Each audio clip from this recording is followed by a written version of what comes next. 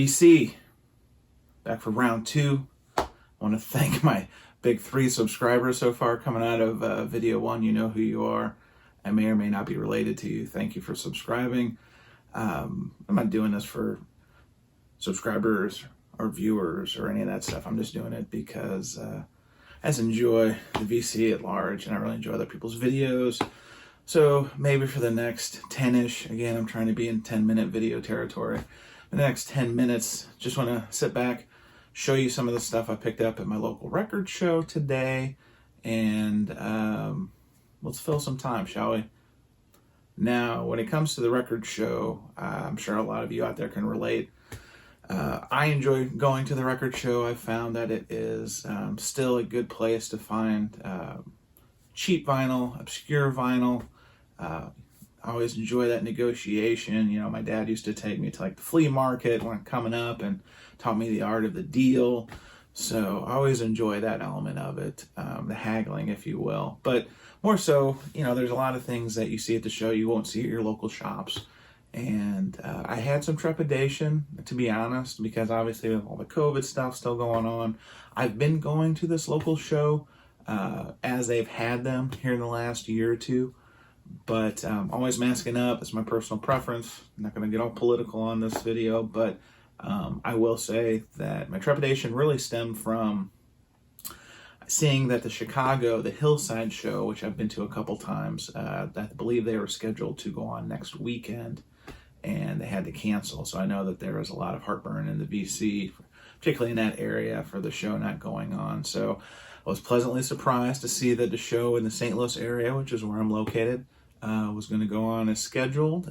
They took a lot of precautions, advised folks to mask up. I even saw a post that said somebody was going to bring masks for those who didn't. So obviously with a lot of things, compliance is hit or miss, but the messaging was on point, and I appreciate the organizers going that extra step and at least saying, hey, we're going to really push forward, try to have the show, please wear a mask. So it's all you can do in these times, right? So all that said, last couple years, shows have either been a big hit or a big miss. And this one was kind of in between. I'll say meh or meh plus. I saw some interesting pieces. I saw an early Pantera record that I was interested in, but I made a big purchase earlier this week, so I kind of had to like temper my expectations. So I hope I'll see that Pantera one at the next show. Found the usual dealers selling cheapies and bringing stuff in from outside of the St. Louis area, which is always appreciated. But by and large, I'd say this show's kind of a meh, only in the sense that I didn't find any big whales or anything that I was like super pumped about. Just some solid pieces that I'd like to show you now that I'm going to add to the collection. And if I don't add them to the collection, I'm going to pass them on to some folks in my little record network. So let's check it out. First up is one of the bigger ones I got. Now, I should say before I get too far into this that I didn't buy anything that was over $20 a record, which is pretty good for me. Sometimes I can get a little carried away and see a record that you never see. You know, like it's the old Mike Wolf American Pickers thing. If you haven't seen it before, that's the time to strike. And so I've always taken that approach when it comes to record collecting, right, wrong, or indifferent. And my wallet, of course, would probably sympathize with a lot of you out there who take the same approach. But this was a record that I already had a copy of. I actually got a copy of this years ago in Amoeba, San Francisco for like $25. I'm talking, of course, about Miles Davis' Bitches Brew. And this copy, or what I look for in any of these copies of Bitches Brew, is looking for lack of ring wear, because when you do find them, they've got so much ring wear, it's kind of a big turnoff. So this one, unfortunately, or fortunately for me, is a little light in the ring wear department, which is what first drew me to it. And it has a little bit of impression wear. You probably can't see that in the back, but like I said, when you usually see these copies, they've got so much ring wear that it's kind of a turnoff. Vinyl's in really good shape.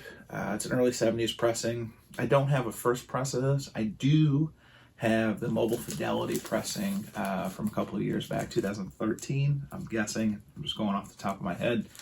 Sounds fantastic. I like a lot of you, I'm probably eagerly excited to see the One Step. I know it's a 33 RPM coming out from Mobile Fidelity soon. Hopefully this year, we shall see.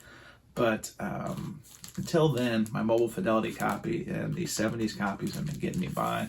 So to pick this one up, I only paid 15 bucks. A nice score. I'm going to clean this one up, give it a spin wash with some of these other records that I've been putting off, and I look forward to giving a spin. Maybe it sounds better than my other copy, and if it does, then I'll just rehome the other one at some point. But good score. Next up, so I've got a copy of Lucky Town by Bruce Springsteen. This is sealed. This was a copy that I've indirectly wanted to add to the collection for some time, but it wasn't something, again, it was a nice to have, not a need to have. And it turns out at this show, for the last handful of shows, same dealers had this copy, priced a little bit higher than I wanted to go at about 40 bucks. Today, for some reason, I didn't ask. Everything was half off. And so being able to cop this record sealed for 20 bucks was right where I wanted it to be. I think it's actually where the Discogs price is right now. So happy to acquire this record for that price, sealed particularly. I know they reissued this here recently in the last couple of years, but one thing you'll learn about me is that I try to go for OG pressings, originals. Call it sentimentality, call it pickiness, call it preference, whatever you want to call it. It's just kind of where I lean towards. So if it's something I'm really eager to listen to, I'll pick up a reissue and hope for an OG at some point. But been holding out for this one, and the price is right. The stars were aligned, and we've added it today. So happy to add that one. Next up, just a cheapie, nice $4 copy of Surfin' Safari by the Beach Boys. I don't know if I'm far from a Beach Boys expert. I do have a copy. Actually, I have 2 copies of Pet Sounds. I have the 74 reissue with the brown label. I got that from Amoeba a couple of years ago. And then I have the Analog Productions 45 RPM they did a couple of years ago, which is Chef's Kiss, magnifique. So anytime I can find something that I know is probably going to sound good and under that whole price threshold that I'm looking to acquire such sounds, you got to do it. Surfin' Safari, 10 Little Indians. I mean, there's some good stuff on here. Surfing. I mean, come on now. This is very, very, very classic nostalgia music, Americana at its finest. So $4, jump on in, baby. And then these records were, I'm sure when you guys go to your local shows, there's always like bundles and deals, the old Fritz special, right? And the show is no exception. As a dealer, I had some 3 for $10s, and so I took advantage of that. Got a couple of Earth, Wind & Fire records that I hadn't seen before. I hadn't seen this one before, this Open Your Eyes. First time I'd ever seen it. And this one, I've seen this one, That's the Way of the World. I think this is probably one of their bigger hits because I see this one a little bit more often than not. But, it's the old, like I said, the American Pickers thing.